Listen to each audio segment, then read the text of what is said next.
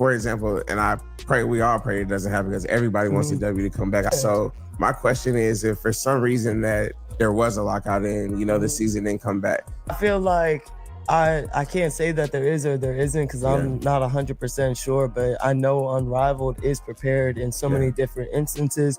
And the biggest one being that we own the space that we play in. Yeah. So if we wanted to stay here year round as the players of Unrivaled with equity in this league and with space, financial money, all that stuff, we could stay here, train, play, put on another season if need be. So that's the beautiful thing. And that's why I'm so appreciative to be a part of a league like Unrivaled. And, even people out there, I know it's a touchy topic of like Project B, but at the same time, I'm so happy these entities are coming out here because now you have to move because there are challengers to you.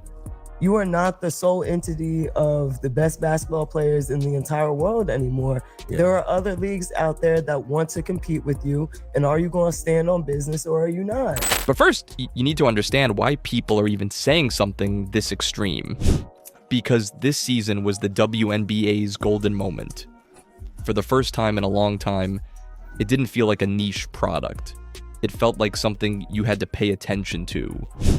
Highlights everywhere, debate everywhere, fans arguing like it's the NBA playoffs. That's what momentum looks like. And the center of that momentum was obvious. The fanfare Clark received from college carried over to the WNBA, which saw a historic year in attendance, viewership, and other key metrics. While Clark was the driving force of the sport's rise in popularity, other college stars such as fellow draftee Angel Reese and more recently Paige Beckers also brought significant followings to the WNBA. They had to mention them. They had to. It's part of the quota. Can't hold it against them. It's just part of their quota. Over time, it became clear Clark was a sort of rising tide that helped lift all boats. Driving force of the sport's rise. Clear Clark was the rising tide that lift all boats. Caitlin Clark pulled casual fans into the sport, whether people like that fact or not. But now the conversation is shifting away from highlights and into something that can kill momentum overnight, the CBA.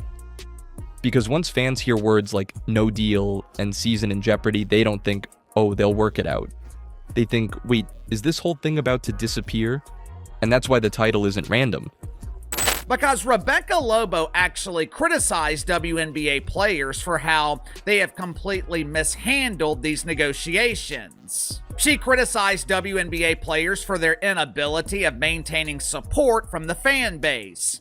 You had the fan support. All you had to do was shut the hell up. Instead, you displayed your unbelievable entitlement by calling million-dollar annual salaries a slap in the face. When I played in this dump, we were playing for prizes, free scooters, tricycles, just for men, and you have the audacity to complain about receiving $1 million you haven't earned?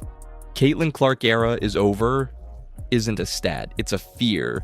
It's the fear that the WNBA finally got the spotlight and is about to fumble it. Here's pressure point number 1. A lot of critics are pointing to a brutal idea. Interest drops off fast when Caitlin isn't the main event. In the transcript, the host brings up a number being thrown around for a rival product's championship game, around 30,000 viewers, and frames it as proof that the floor of women's basketball viewership is lower than people want to admit. Now, I'm not even saying that number is the entire truth of women's basketball, but I am saying this is how casual fans think. Casual fans don't care about context. They care about the vibe. And when the vibe becomes nobody's watching, it spreads like smoke. Therefore, you get the most dangerous narrative possible. Well, it's Caitlin Clark bringing it to the league. Caitlin Clark drafted into the WNBA. Spotlight intensifies. Caitlin Clark puts the batteries in the players' back, making them believe that they have power that they absolutely do not wield. Oh, you guys aren't seeing that in the paragraph? Yeah, I figured I would just summarize it for you and give you the truth of the matter. This league has one giant attention magnet and everything else is fragile. And if everything is fragile, you can't afford chaos. Have not heard, I'm pretty sure you have, there is no updates with the CBA negotiations, man.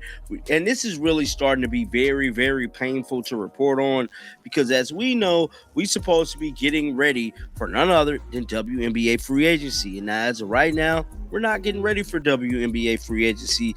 And as we prolong, now we're going into February with no deal being done. We're pretty much a month away from the deadline I predicted, to where all hell is going to break loose. And that is the month of March. We do not want to roll into March without having a CBA negotiation done, because if we roll into March, you can pretty much count the 2026 season over with, bro. Everything is going to be altered. Pressure point number 2 is where the fear really kicks in, because the transcript frames the negotiations like this. The league is offering big increases, even life-changing money compared to where the WNBA used to be, but the players are signaling they want much more and they're willing to push hard. And when people hear that, they don't picture a normal negotiation, and they picture a standoff. They picture a season held hostage. They picture a work stoppage. That's why the transcript keeps circling one terrifying line. Me and Sydney Colson were the only ones there this past week, because everyone's doing Unrivaled. That, and like, our CBA is so dumb right now that like it's heading towards the lockout. So no progress. No, like just nothing. Honestly, nothing. We get like weekly emails from the PA side of things, and it's just so dumb. Can the league even be confident there will be a 2026 season? Because once that question is in the air, the damage starts before anything even happens. Sponsors start hesitating, networks start planning around risk, fans start emotionally checking out. But here's the part that makes this feel like self-sabotage to a lot of viewers. The transcript also makes the argument that WNBA economics are not NBA economics. It highlights rookies making roughly $70,000 to $80,000 for a short season, plus travel and benefits, and it frames that as a strong starting point relative to most jobs. Again, you can disagree with the tone of that argument, but you can't ignore what the argument does to the audience. It tells casual fans, this league is still building. And then it tells them, but people inside the league are acting like it's already finished building. Surprise, the WNBA and its players will not come to an agreement on the CBA by the deadline, which is tomorrow. And I feel like if you've been following along with all of this CBA stuff, and this is kind of expected, it still seems like the league and its players are on opposite sides of the spectrum. And I personally do not know what it's going to take to get them to come to an agreement and for us to see a 2026 WNBA season. But unfortunately today, I have more bad news for you guys. That mismatch creates resentment fast. Therefore, the fear grows. If the demands get too far ahead of the business, something snaps. Pressure point number 3 is the one that turns a negotiation into a scandal. The transcript strongly pushes a conflict of interest narrative. It claims that some of the player leadership involved in the labor talks also has ties to a competing league concept, and it argues the optics are insane. Now listen, I'm not here to declare guilt or innocence, but I am here to tell you what happens when fans believe the optics are dirty. They stop trusting the process. They start saying words like power play. They start saying words like leverage. They start saying words like sabotage. And once fans go there, every headline becomes gasoline. Now let me hit the strangest moment from the transcript, because it matters. The host points to a public criticism that basically comes down to leadership and the human element, like whether the commissioner reaches out when players get injured. And this is where fans lose it. Because if the league is staring at a possible 2026 crisis, and the loudest critique sounds like a customer service complaint, casual fans hear one thing. These people aren't treating this like a business emergency, but the public is treating it like a business emergency. Therefore, the gap widens between players and the audience, right when the league needs unity. And now we get to Caitlin Clark, because this is where your title lands emotionally.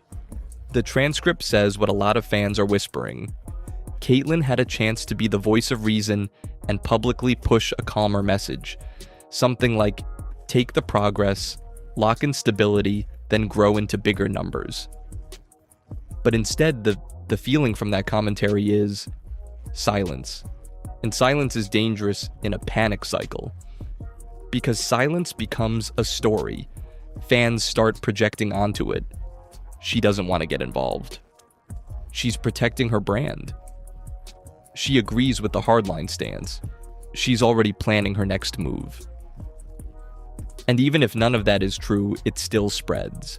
Therefore, the fear becomes, if the face of the moment isn't helping protect the moment, maybe the moment is already dying. Now let me explain the doom chain in plain English. If the league stumbles into a missed game situation, 3 things happen fast. 1, casual fans leave. They don't wait it out. They replace you with NFL, NBA, college sports, Netflix, anything. 2, sponsors pause. Brands hate uncertainty. They hate ugly headlines. They hate bets that feel unstable. 3, momentum resets. And momentum is the hardest thing to rebuild because you can't buy it. You earn it and you can lose it in a week. That's why people are saying golden moment. Because golden moments do not hang around politely. They expire. Okay, I promised a payoff, therefore here it is. Here's the chaos stopper framework. 3 steps. Step 1, build a public growth escalator. Stop arguing feelings, use triggers. If revenue hits X, salaries rise by Y. If media rights increase by Z, the cap climbs automatically. If viewership hits a target, bonuses kick in. No vague promises, no mystery. A visible ladder everyone can understand. Step 2, protect the season first, negotiate the upside second. Make one hard public rule. No missed games. Because the moment you miss games, you don't just lose money, you lose trust. And trust is what keeps casual fans showing up. Step 3, publish one simple scoreboard. Revenue, attendance, viewership, sponsorship growth. 1 page, updated regularly, because when fans can see progress, they stop inventing theories. They stop assuming the worst. They stop treating every rumor like the end of the world. And if the league doesn't do something like that, here's my warning. 2026 becomes a cliff. Not because the WNBA can't grow, but because the WNBA can't grow while it's fighting itself in public. So here's the question I want you to sit with. Is this a moment where players finally secure a fair future for everyone? Or is this the moment where the WNBA kills its golden opportunity right after it finally arrived? And if you're still watching, drop "save the season" in the comments.